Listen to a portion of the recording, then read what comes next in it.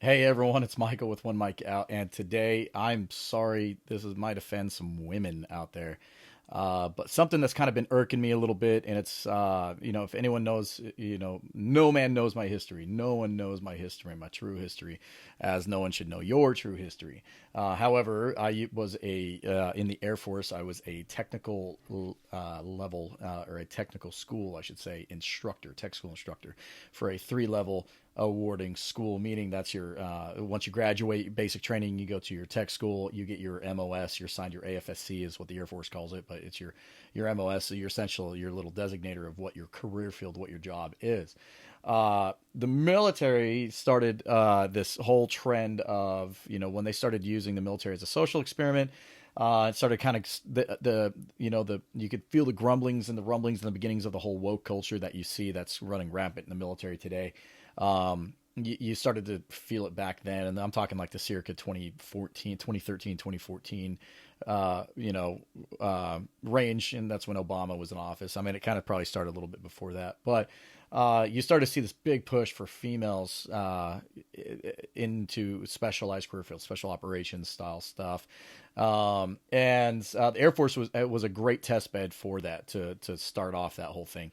Because the Air Force doesn't, it's not like the Army or the Navy or even the Marines, even with their specialized career fields, with your combat control, pararescue, TAC-P, um, those jobs, because those aren't those are people who go out and they don't really work, deploy as teams. They go augment for other teams, for sister service branches. So for your naval special warfare, your SEAL teams, or your ODAs, your Army Green Beret teams and things like that, Delta Force, all that kind of stuff, MARSOC, all that kind of stuff. And so there, the Air Force it was an easy target to be the test bed and the test baby for, hey, let's see if women can really do these, get into this career field or in this job. And what you started to see was, standards begin to be lowered and all that kind of stuff. I'm not, and this isn't about that. But you did start to see those start to change prior to, the call had already been made. Hey, women are going to be allowed, but in a year. And then you start to see standards start to be lowered within that year of just the dudes, and like, wait, why are the standards kind of lowering a little bit? They were prepping the field for women to enter, and then they were still failing at horrible rates and not making it. And I think, you had maybe I could probably count on, literally one hand using two to three fingers how many actually made it to that initial level and then pop smoke once, because their bodies couldn't handle it, the maintaining of that pace and that operations tempo after that.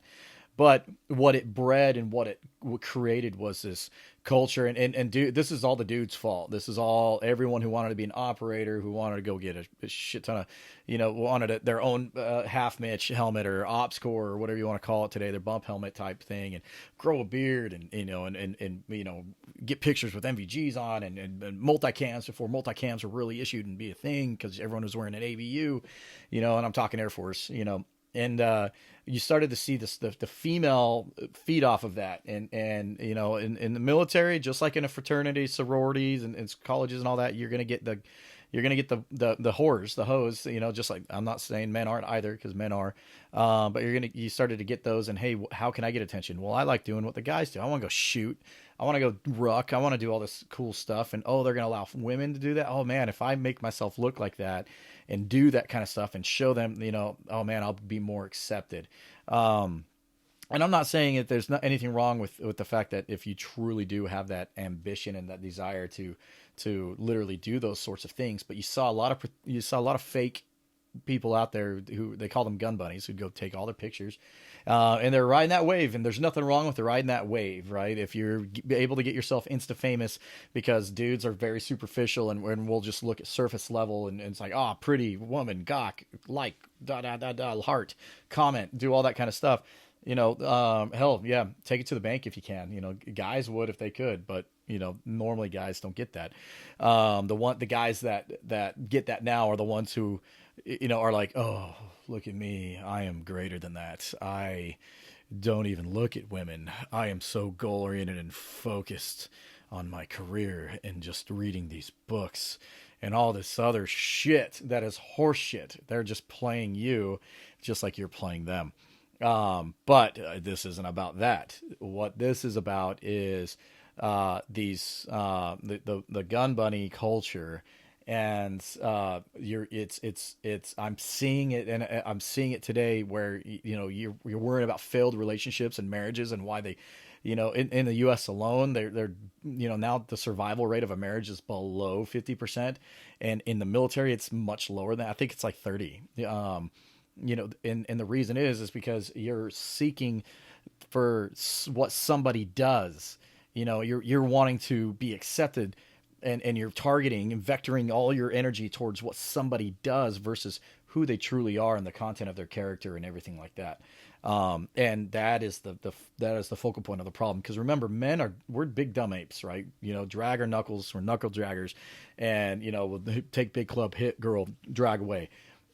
Pretty girl. That's like we're idiots when it comes to that kind of stuff, because every little thing, we'll notice, like surface level, we'll notice an attractive woman, we'll notice somebody's pretty, but you got to be smarter than that, and you got to be able to recognize the content of someone's heart and their character, because there might be some great men out there that you could literally that would appeal to you, and you could appeal to them, and you could be a power couple. But instead, you're seeing these gun bunny cultured women in the military, especially, who are looking, and they're looking for what a guy has. Do I need a guy who has tattoos and who's built and has a bunch of guns and drives a big truck or something like that? And it's like that's not everything. Or they need to be a fucking ranger, or they need to be in soft somehow, or they need to be a pararescueman or a JTAC or something, and yeah, that's what I want. That is horseshit. The finance dude across the way might have a much better head on his shoulders, a much better heart in his chest, and might be so much better for you than those other people. So don't be a fucking idiot. Don't sell yourself short. Get away from that culture, because that's just a superficial culture. And it'll take you a minute, but put some effort into recognizing the content of someone's character and their heart versus what they are outwardly and what they do for a job. So those are just my thoughts for today. You all take care. We'll see you next time.